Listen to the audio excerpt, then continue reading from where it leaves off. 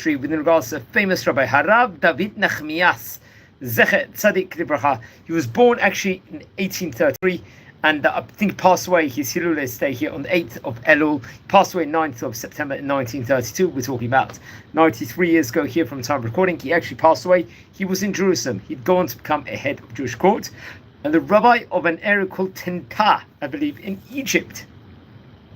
And this position will be for a staggering 40 years, respectively. It was, I think, more the northern part of Egypt it was, respectively. Let's explore a few of the highlights of the famous rabbi's life. Now, he was born in the year 1833, actually in Morocco. I think he came from great family auspices. His father's name was Abraham, and his mother's name was Sultana, I believe. And I believe at a very young age, him and his family would actually make Aliyah and move to Eretz Yisrael and would live in the holy city of Jerusalem. So remember talking about early-ish part of the 1800s, early to mid parts 1800s. So at that point in time, there was a slightly but slow crawling increase of a community, Jewish community in Israel at that stage in time. He would learn in the yeshiva of another great rabbi who we've spoken about on various occasions before in this series, Rabbi David ben Shimon. Remember, Rabbi David ben Shimon was the author of the Torah book, the Tzufat Vash, a great book in of itself. We actually mentioned him. We did an in-depth feature on him a while ago. He was also known as the Rad Vash. He was, let's just say, a North African Jewish community head in Jerusalem in the old Yishuv, and I think he established actually the Machane Yisrael, one of the early neighborhoods in the old city walls, and he was famous rabbi of that specific point in time. He was, I think, a Rosh Hashiva. He was a posek over there. He was a halachic figure. He had a reputation in the Bet Din, and he had a close connection also with Sir Moses Montefiore, I believe, and very much would help him with regards to establishing community. What's interesting about Rabbi Ben Shimon, just to add on, he had a series of books about the Holy Land, Sharei Tzedek, for example. I think he published various volumes, collections of different, let's say, importances from great rabbis pertaining to the Holy Land, Eretz Yisrael, and supplemented his own commentaries in that, respectively. I think he had various different names also, which I recommend everyone to look into. And what's interesting is that Rabbi David Nachmias was very, very close to Rabbi David ben Shimon, who would be the author of the Advash. That's interesting. Rabbi Nachmias, I believe, will get married to Esther, Rabbanit Esther, and I believe they would have 5 children, including Abraham, Yaakov, also Esther, Rachel, and Sarah, respectively. So I think afterwards he'll be ordained to the rabbinate. He'll become a rabbi over there. And after receiving rabbinic ordination, I believe he would actually move to the area of Tanta, I think, in Egypt. Remember, we've spoken about this place on various occasions before here inside the series. He'd go on to become a head of Jewish court there, and then a rabbi of the city, a very prominent position, let's just say. Now, during that time period, there was a great Bet Din, especially in Alexandria, in Cairo at that point in time. There was a lot going on with regards to various different importances with regards to halachic realm, the Jewish cycle realm, especially with regards to Kiddushin, Gerushin in Egypt, respectively. Now, it's interesting. I think Raphael Aaron ben Shimon, he was a rabbi we've spoken about on various occasions before over here.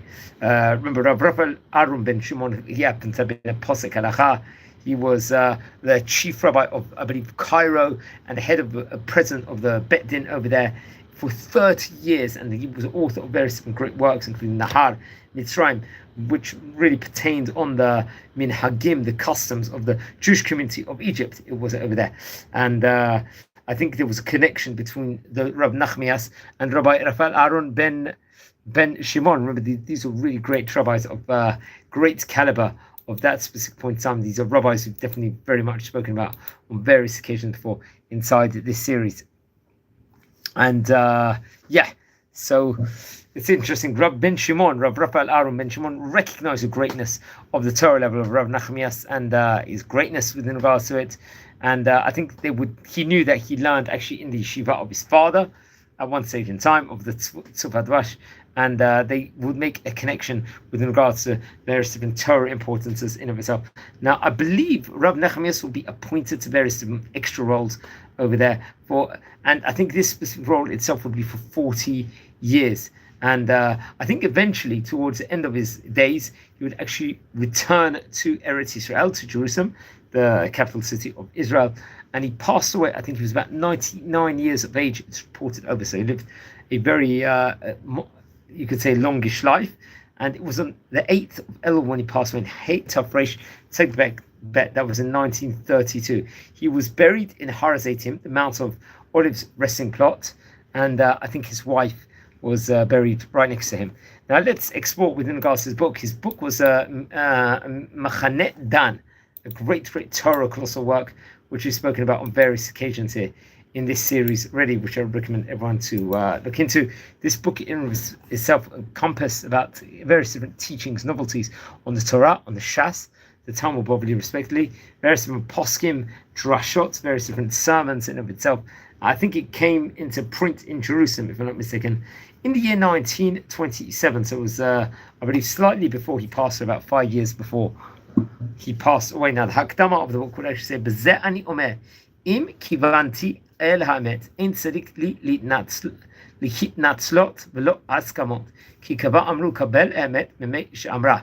It's a very, very important teaching, let's just say, within regards to this very, very important book in of itself. So you can see the importance within regards to the great rabbi. He was definitely a very great rabbi of his day, so I recommend everyone to learn more about him. Let's explore a few more highlights in regards to the great rabbi.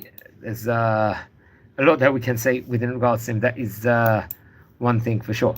Okay, so now we're just using notes from the Hayomi website respectively over here. So just confirming about how he was connected to Sufat Vash, and he would become a head of Jewish court when he went to Tanta and served for 40 years. He dealt with matters of Kiddushin, Gittin, part of the great courts in Alexandria and Cairo, and was connected to various different of the great rabbis in that specific place in time, let's just say. So as we said before, he was buried in Har HaZeitim. Let's explore a few of the highlights of the important messages he gave in life. Also, I think it's very, very important that we say that, especially coming from the books. So let's explore from the book's perspective of what he actually said, which is stated on the Haimi website. One of the teachings is, we'll state it here in order. I think coming from the Machaneh Dan, I think page number 37, מלמד שגדול המעשה ששמח שנותן משלו ועושה שיתנו עמו. This one teaching. Another teaching, I think coming from page 58 of the book, מלמד להרגיל עצמו הרבה עד התחקות הדבר הנלמד בלב לומדו. It's another important teaching. Another one, coming from page number 31, מלמד שמזג האדם מטבע הוריו והמידות הטובות עד 1000 דור.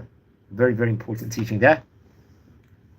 And now one from page 169, I believe. מלמד שלום בירושלים אינו בידו עבוד רק אם הוא טוב מעצמו. Another important teaching. Another one that comes from this time, I think page 28. מלמד שבזה הזמן לא מדקדקים בעניין הזיווגים ולא מוחים בידם.